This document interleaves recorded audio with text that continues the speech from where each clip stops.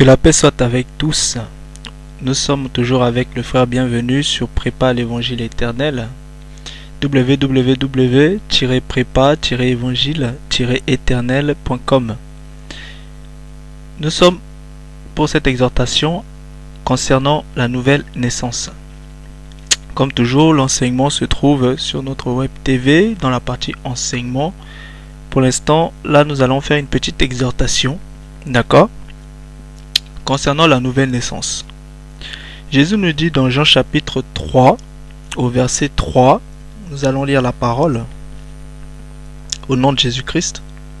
Jésus lui répondit, en vérité, je te le dis, si un homme ne naît de nouveau, il ne peut voir le royaume de Dieu.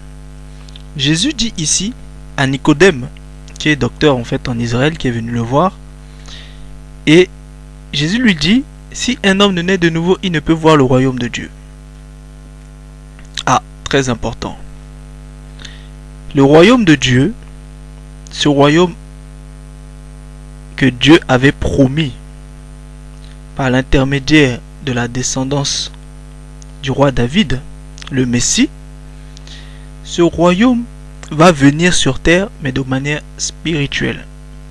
Et Jésus dit que si un homme ne naît de nouveau, il ne peut voir le royaume de Dieu. L'homme ne peut voir ce royaume s'il ne naît de nouveau.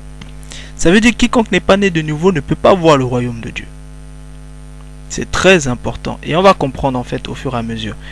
Pourquoi? Parce que quand vous voyez dans Matthieu chapitre 12, le verset 28, Jésus dit, mais si c'est par l'Esprit de Dieu que je chasse les démons, le royaume de Dieu est donc venu vers vous. Donc Jésus nous associe ici le royaume de Dieu avec l'Esprit de Dieu, parce que l'Esprit est descendu en plénitude sur Christ. Donc, et il dit, si c'est par l'Esprit de Dieu qui chasse, et que le royaume de Dieu est venu. D'accord? C'est important que nous arrivions à comprendre et à concevoir.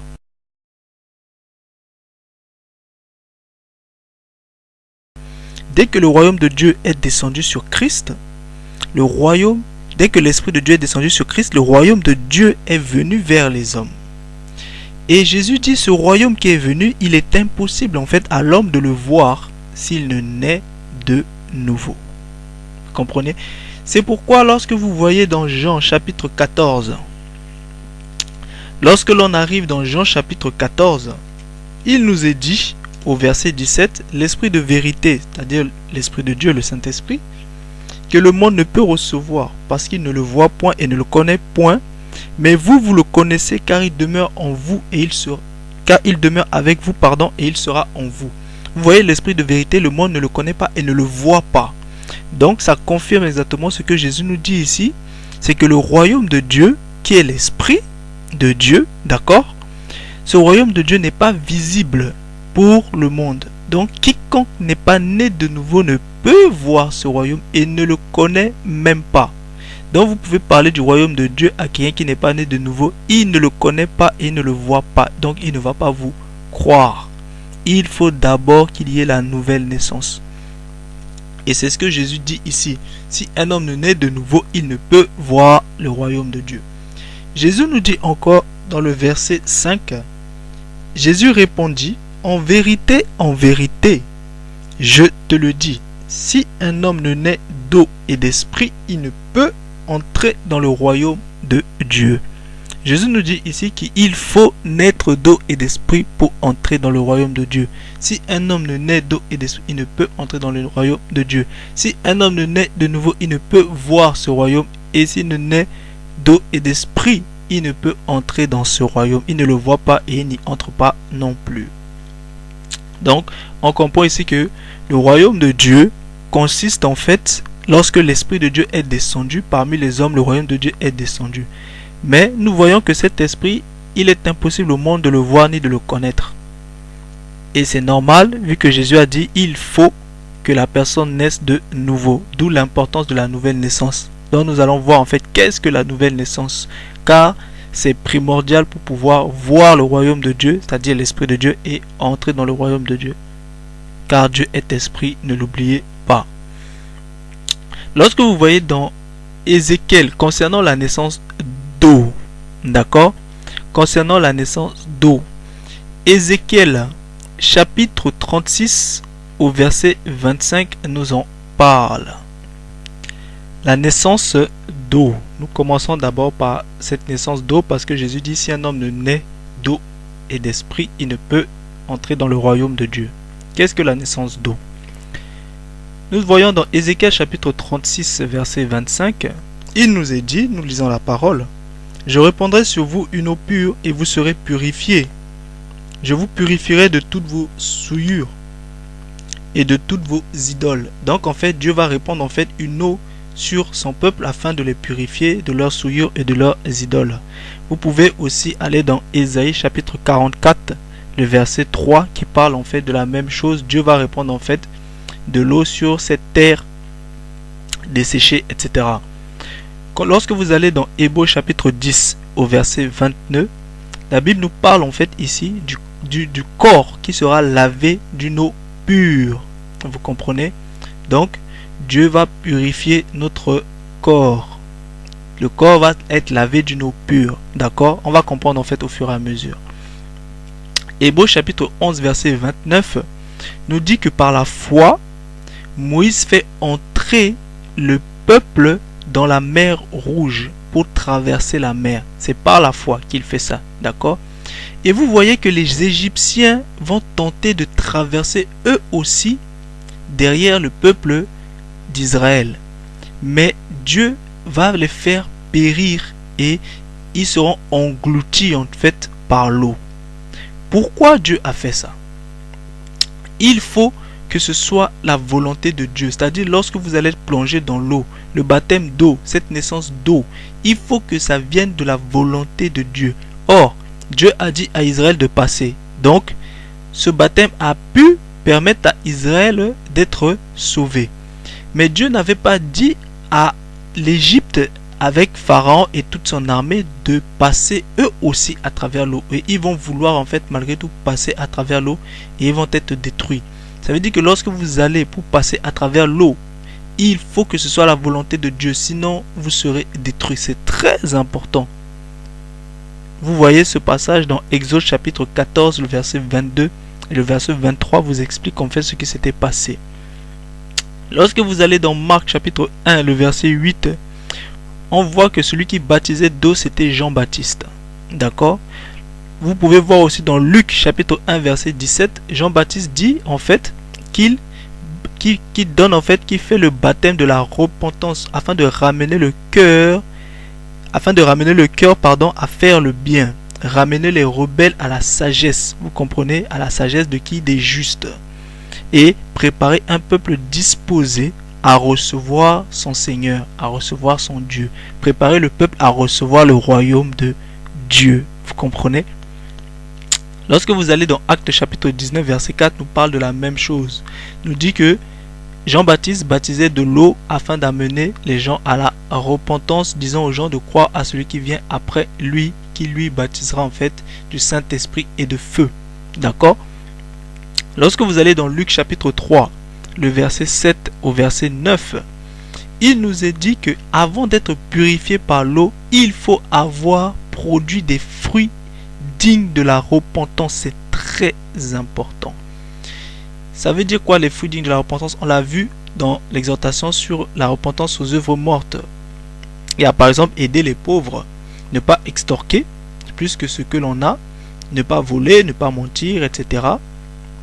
Ne pas frauder, se contenter de sa solde, toutes ces choses, partager ses biens avec celui qui en a besoin, etc., etc. Donc, le serviteur de Dieu qui va faire ce baptême d'eau doit voir les fruits de la repentance. On l'a vu aussi dans l'exhortation sur la repentance aux œuvres mortes. C'est très important. Il faut la repentance, il faut les fruits de la repentance pour que la repentance soit bel et bien accomplie.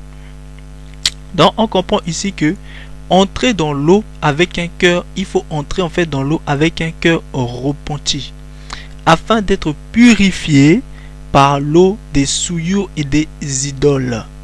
Et quand on ressort en fait, ressortir sans souillure, est-ce que vous comprenez? Et sans idole pour pouvoir recevoir le Seigneur. D'accord? Et par la suite, on va comprendre exactement ce que Dieu voulait dire par là, nous purifier des souillures et des idoles. D'accord? La Bible nous dit aussi que tout cela en fait ne concerne pas ceux, ça concerne que ceux qui étaient sous la loi. Parce que vous voyez, Jean-Baptiste est venu, c'est-à-dire ce baptême de repentance, ce baptême d'eau que Jean-Baptiste fait, ça concernait en fait toutes les personnes qui étaient sous la loi. Et Jean-Baptiste était venu baptiser les Juifs qui étaient sous la loi. D'accord?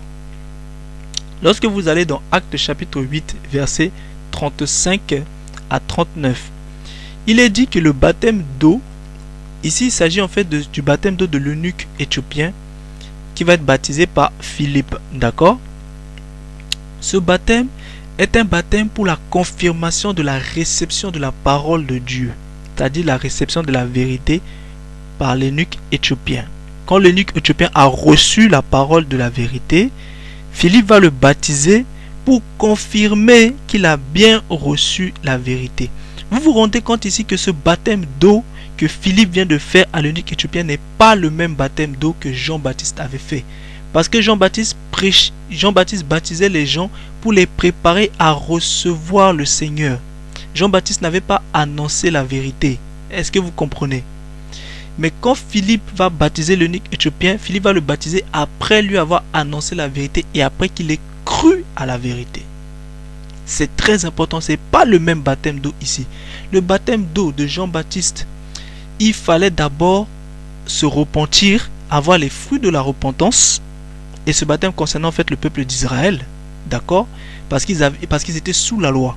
Donc ils doivent se repentir et avoir les fruits de la repentance. On verra ça en profondeur dans l'enseignement. Parce qu'en fait ce baptême d'eau dérive de ce que Moïse avait fait. Parce que Moïse les avait fait entrer à travers l'eau. Donc il fallait aussi les faire ressortir à travers l'eau. Vous voyez aussi que Josué va faire passer le peuple avant de prendre Jéricho. Il va faire passer le peuple en fait à travers les eaux du Jourdain. D'accord? On rentrera en profondeur dans l'enseignement. Ici, nous survolons un peu tout cela. Non, il faut comprendre que le baptême que Jean-Baptiste a fait, c'était pour sortir le peuple juif. D'accord? Pour les purifier de leurs idoles parce qu'ils étaient sous la loi et ils avaient péché devant Dieu. Mais il leur fallait d'abord avoir les fruits de la repentance. C'est pour ça que lorsque les pharisiens et des sadducéens venaient et qui n'avaient pas en fait les fruits de la repentance, Jean-Baptiste les chassait parce qu'il fallait d'abord avoir les fruits de la repentance. Mais dans le cas de l'eunuque éthiopien ici, Philippe est déjà né de nouveau rempli du Saint-Esprit et Philippe va annoncer en fait la parole de Dieu, c'est-à-dire Christ. Il va annoncer Christ à l'eunuque. L'eunuque va croire à cette parole et Philippe va baptiser en fait l'eunuque maintenant d'eau. Ce baptême d'eau n'est pas le même baptême que Jean-Baptiste avait fait. Il faut distinguer les choses. Ce baptême d'eau est un baptême de confirmation que l'eunuque éthiopien a bien reçu la parole de Dieu. C'est-à-dire qu'il a cru au témoignage. Il a cru que Jésus-Christ était Seigneur et Sauveur. Est-ce que vous comprenez? C'est important parce que lorsqu'on croit, on le voit clairement en fait dans la nouvelle naissance, que lorsqu'on croit, on est régénéré. Et Pierre nous l'explique, on verra ça. Donc, vous voyez ici, Actes chapitre 10, versets 44 à 49, nous montre aussi, lorsque le Corneille et toute sa famille, Pierre va leur annoncer la parole, ils vont croire et automatiquement le Saint-Esprit va descendre sur eux. Et Pierre, après que le Saint-Esprit soit descendu sur eux, Pierre va maintenant les faire baptiser d'eau. Vous voyez ici que ce baptême-là d'eau est intervenu après la réception de la parole, après la réception du Saint-Esprit. Et c'est là maintenant que Pierre va les baptiser des eaux du baptême. Est-ce que vous comprenez? On vient de voir trois baptêmes d'eau, mais dont la signification sont totalement différentes. Il faut comprendre toutes ces choses-là. Donc nous avons vu réception du Saint-Esprit par Corneille et sa maison. Et bien entendu, parce qu'ils vont parler en langue, d'accord, des merveilles de Dieu. Ok? Pierre les fait baptiser en fait d'eau, vu qu'ils avaient déjà reçu en fait le Saint-Esprit. Il les fait baptiser d'eau au nom de Jésus-Christ. Ce baptême est au nom de Jésus-Christ.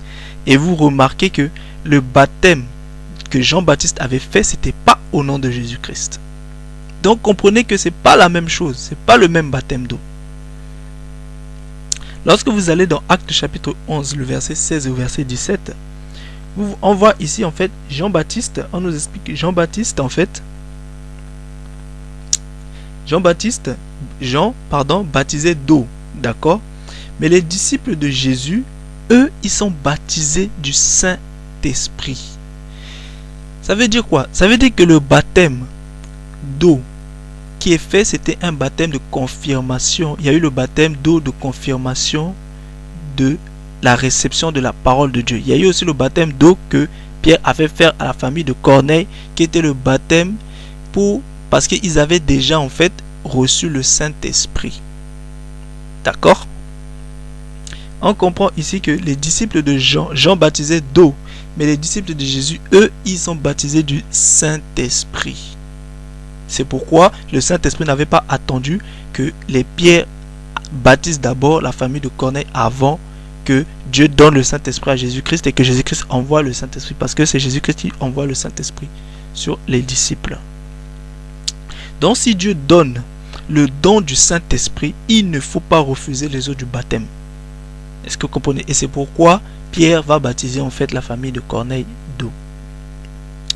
Lorsque vous allez dans 1 Pierre chapitre 3, le verset 20 à 23, Pierre nous explique un certain nombre de choses ici par rapport à Noé. Pierre nous dit que Noé et sa famille ont été sauvés au travers de l'eau. D'accord? Au travers des eaux. Parce que c'était l'alliance de l'arche. D'accord? Quand Dieu va détruire en fait le monde. Le monde est détruit par l'eau et Pierre nous explique en fait que la patience de Dieu persistait pendant la construction de l'arche de Noé. Pendant que Noé construit l'arche, Dieu usait de patience. Et bien entendu, Noé prêchait en fait afin que les gens se convertissent parce que Dieu va détruire en fait le monde. On comprend ici que les eaux, par rapport à ce passage que Pierre nous explique, les eaux sont une figure du baptême d'eau. C'est-à-dire en fait, Pierre nous dit que les eaux par lesquelles en fait le peuple, c'est-à-dire le monde entier a péri du temps de Noé, c'était une figure du baptême d'eau. D'accord?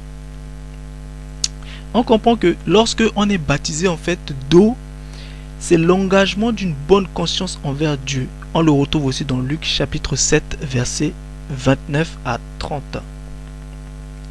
Où Jésus va dire en fait que tous ceux qui sont passés devant Jean-Baptiste, ils ont justifié le plan de Dieu.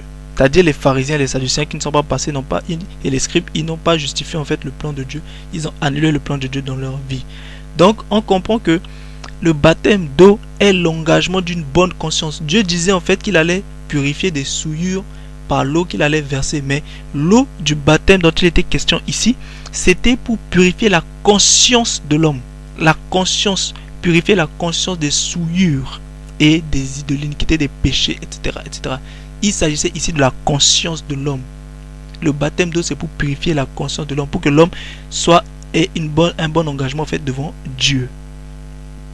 Envers Dieu.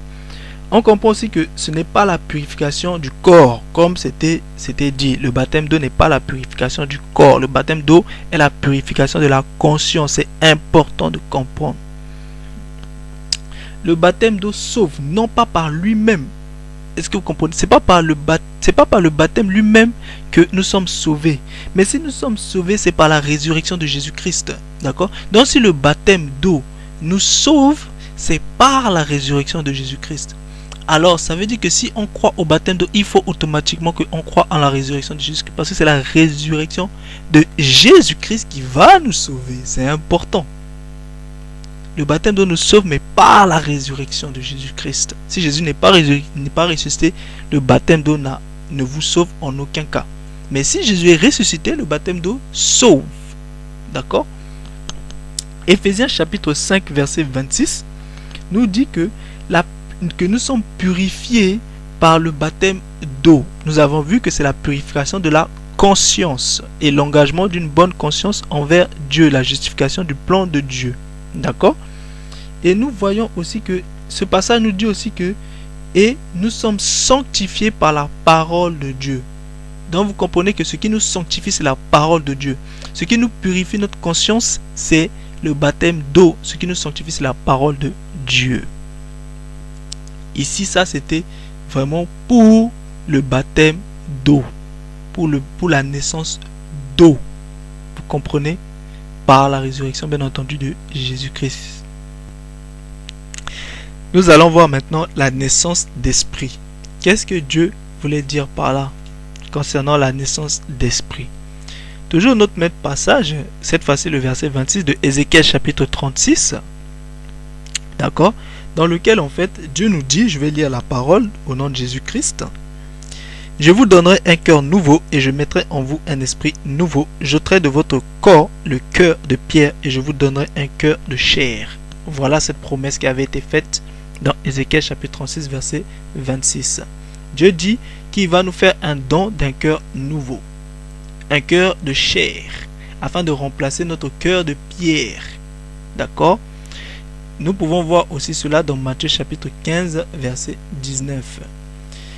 Nous voyons aussi que Dieu nous fait le don d'un esprit nouveau.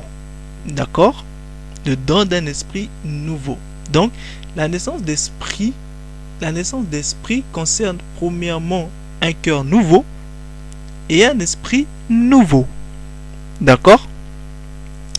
Éphésiens, lorsque vous par rapport à cette naissance d'esprit, vous le voyez aussi dans Ésaïe chapitre 44 en fait verset 3, Ésaïe chapitre 11 verset 2, Ésaïe chapitre 59 verset 21. Vous pourrez en rentrer en détail en fait dans l'enseignement.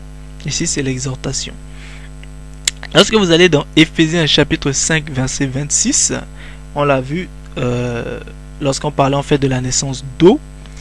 La sanctification se fait par la parole de Dieu. D'accord? Donc c'est la parole de Dieu qui va nous sanctifier. La vérité, bien entendu. La parole de Dieu, dans toute sa vérité, va nous sanctifier. Matthieu chapitre 3, verset 16. D'accord?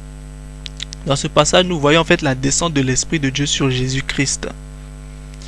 Matthieu chapitre 12, verset 28, nous voyons que l'Esprit de Dieu est le royaume de Dieu. On l'a vu précédemment. Jean chapitre 14 verset 10 nous montre que c'est l'Esprit en Jésus qui donne en fait la parole. Donc vous comprenez que la parole de Dieu qui va nous sanctifier est donnée par l'Esprit de Dieu. Ça veut dire que pour que la parole de Dieu puisse sanctifier quelqu'un, il faut que cette parole soit donnée par l'Esprit de Dieu. Ça veut dire que si une personne n'a pas l'Esprit de Dieu, combien même il va donner la parole de Dieu, ça ne sanctifiera pas la personne, parce qu'il faut que ce soit envoyé par l'Esprit. Parce que la parole doit sortir de l'Esprit. C'est l'Esprit qui donne la parole. Et l'Esprit dans le frère qui va exhorter en fait une autre personne. C'est cet esprit-là dans le frère qui va envoyer la parole, et cette parole-là va aller sanctifier le frère en question. Donc on ne peut donner une parole de sanctification sans l'Esprit de Dieu, c'est pas possible. Vous comprenez?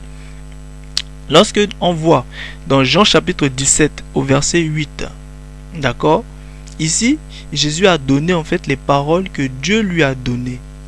Ces paroles, vous les retrouvez dans Zacharie chapitre 3 verset 9, où Dieu lui-même a dit qu'il gravera ce qui doit être gravé sur la pierre. D'accord? Donc les paroles qui étaient en Jésus-Christ ne venaient pas de lui. Et l'Ancien Testament témoignait bien de ça, que ces paroles, c'était Dieu qui avait mis ça en lui. Donc c'est pourquoi en fait il disait que les paroles qu'il était en train de donner au peuple, ces paroles-là n'étaient pas de lui.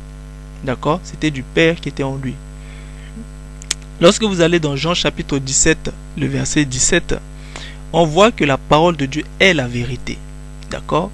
Et c'est la sanctification. Parce qu'il dit sanctifie-les par ta parole. Et ça nous confirme le Éphésiens chapitre 5 verset 26. Lorsqu'on voit dans Hébreux chapitre 4 le verset 12, nous comprenons que la parole de Dieu est vivante. Elle est efficace, elle est tranchante pour partager l'âme et l'esprit, jointure et moelle. Elle juge les sentiments et les pensées du cœur. C'est-à-dire la parole de Dieu pénètre à l'intérieur de nous-mêmes pour juger notre cœur, pour séparer ce qui est du bien, ce qui est du mal. Vous comprenez? Lorsque nous allons dans 1 Pierre chapitre 1 verset 22 à 25, il nous est dit ici que l'obéissance à la vérité, c'est la purification de l'âme. Nous comprenons que le fait d'obéir à la vérité nous purifie en fait notre âme. C'est-à-dire c'est l'acquisition d'un amour fraternel sincère. D'accord? C'est-à-dire s'aimer les uns et les autres de tout notre cœur. Nous pouvons faire ça qu'en obéissant à la vérité. Pourquoi? Parce que nous purifierons en fait ainsi notre âme. Il nous est dit aussi que la régénération se fait par une semence incorruptible qui est bien entendu la parole vivante et permanente de Dieu. Donc la semence de Dieu, c'est la parole de Dieu. Est-ce que vous comprenez?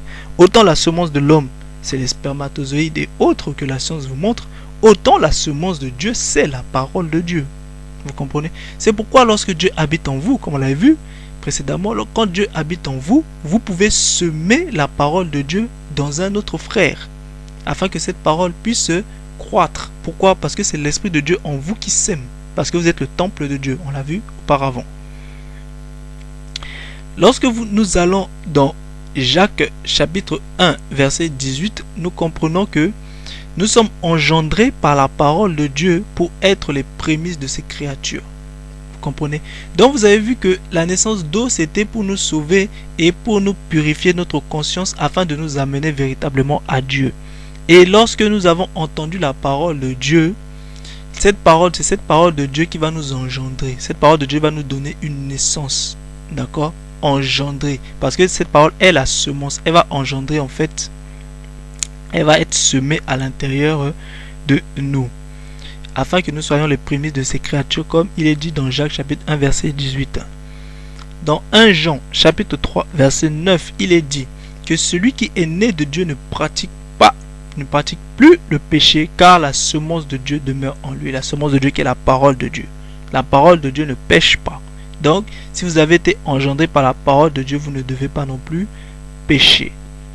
On comprend dans Actes chapitre 15 au verset 8 et verset 9 que la parole de Dieu en fait purifie notre cœur. Vous avez compris que le baptême d'eau purifie votre conscience, mais c'est la parole de Dieu qui va venir purifier votre cœur, la vérité, qui va sanctifier votre cœur et qui va vous donner une régénération, c'est-à-dire une nouvelle naissance. Nous comprenons que la parole de Dieu purifie notre cœur et sanctifie en fait notre cœur, sanctifie notre être, afin que et nous donne en fait une nouvelle naissance, parce que la parole de Dieu est la semence de Dieu. D'accord? Le baptême de la confirmation de la réception de la parole de vérité symbolise la nouvelle naissance par la semence incorruptible de Dieu. Donc, le baptême que Philippe a donné à l'eunuque éthiopien marquait en fait, symbolisait la nouvelle naissance qui s'était passée dans l'Éthiopien, dans l'eunuque éthiopien. Est-ce que vous comprenez? Ce baptême d'eau qui a été fait par Philippe n'était pas le même baptême d'eau que Jean-Baptiste avait fait. Le baptême d'eau que Philippe avait fait symbolise en fait la nouvelle naissance, parce que l'eunuque éthiopien avait déjà reçu la parole de Dieu qui a semé en lui un être nouveau, parce que la parole de Dieu est le Fils de Dieu. Vous comprenez? Lorsque vous allez dans Jean chapitre 6, le verset 63, il nous est dit que les paroles de vérité sont esprit et vie. Esprit et vie. Donc en recevant la parole, on reçoit une vie, d'accord, qui est aussi un esprit. C'est très important. On entre en profondeur dans l'enseignement.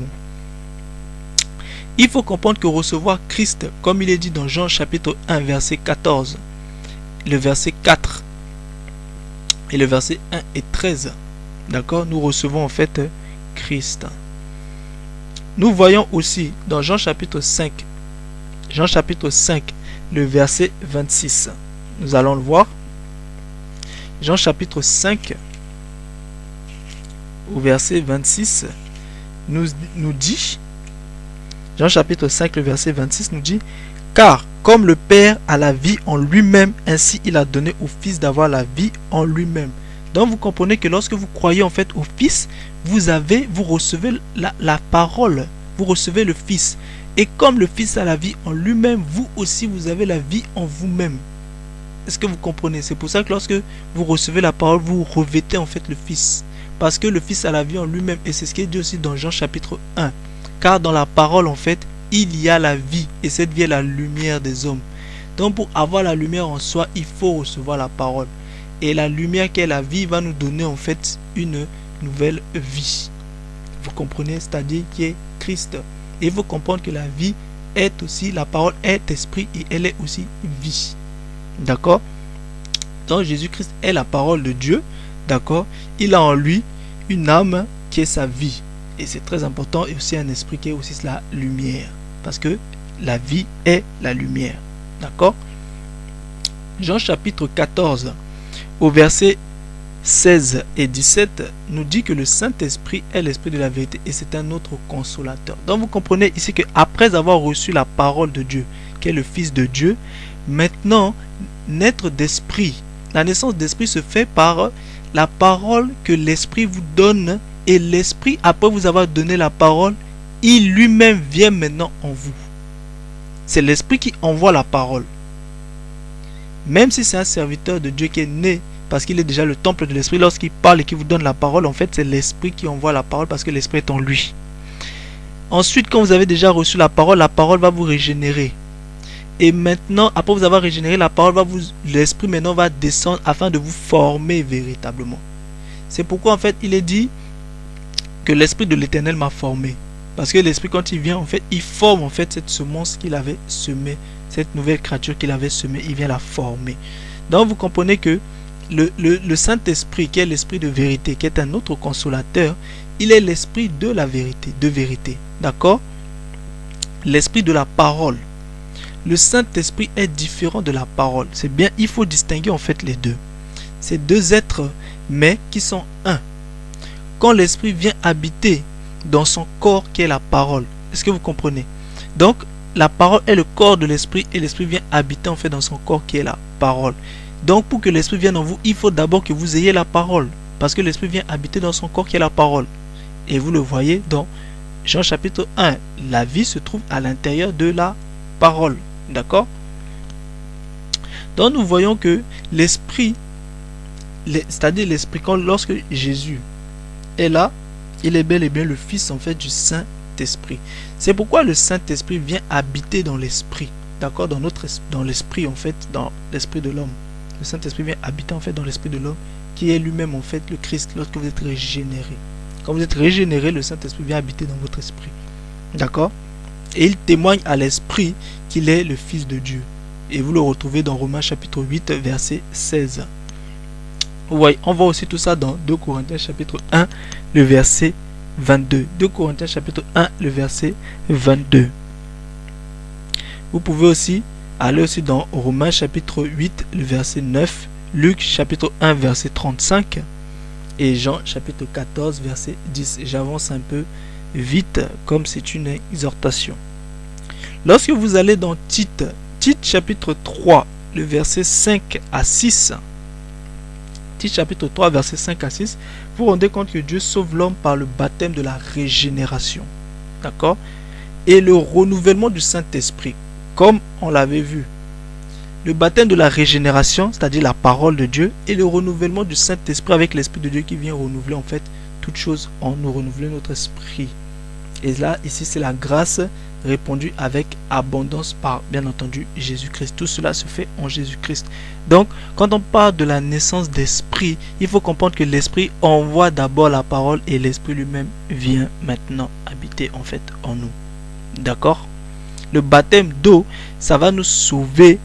Pourquoi? Parce que du fait que Jésus-Christ a été ressuscité, le baptême d'eau va nous sauver. Le baptême d'eau va purifier en fait notre conscience. Vous comprenez? Ça va nettoyer notre conscience pour que nous puissions accepter la vérité. Donc si la conscience n'est pas purifiée, la personne ne pourra pas accepter la vérité. Donc elle ne pourra pas être régénérée. Et si elle n'est pas régénérée, elle ne pourra pas recevoir le Saint-Esprit. D'accord?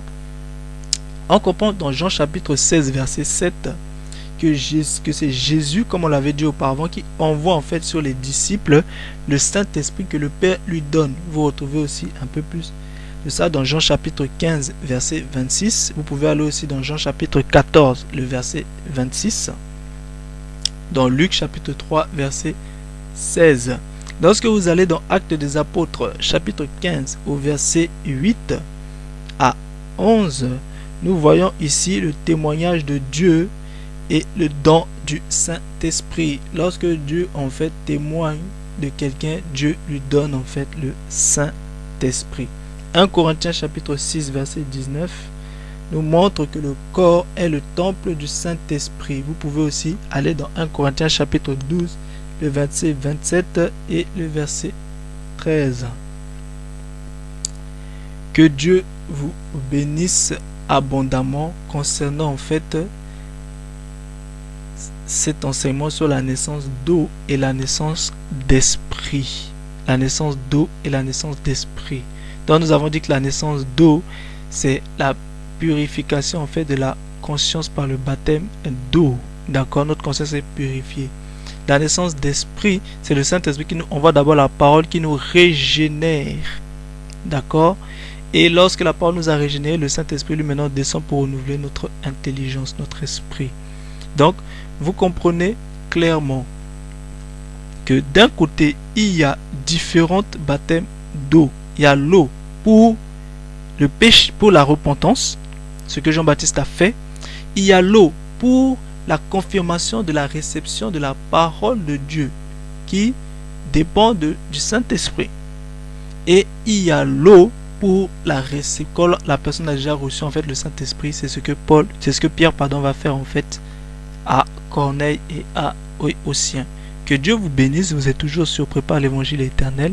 Que la paix du Seigneur soit avec vous. Et l'enseignement sur la nouvelle naissance est très compliqué. Nous allons rentrer en profondeur. La prochaine exhortation, ça concernera en fait la nouvelle naissance, mais de nos jours. Parce qu'il faut comprendre que il y a un certain nombre de choses qui ont changé. Et il ne faut pas oublier que il faut naître pour être dans le royaume de Dieu, pour voir le royaume de Dieu. Mais qu'en est-il de ceux qui naissent déjà dans le royaume de Dieu? Un exemple très simple, Pierre et ses enfants, Jean et ses enfants. Parce que la Bible dit que les apôtres avaient des femmes. Donc, nous savons, et la Bible nous parle en fait des saints qui ont eu des enfants. Qu'en est-il de ces enfants-là?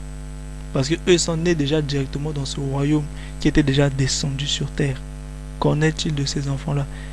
Et vous allez comprendre que c'est un rapport avec notre époque aujourd'hui. Que Dieu vous bénisse et à très bientôt dans l'exhortation qui viendra toujours pour finaliser la nouvelle naissance. Amen.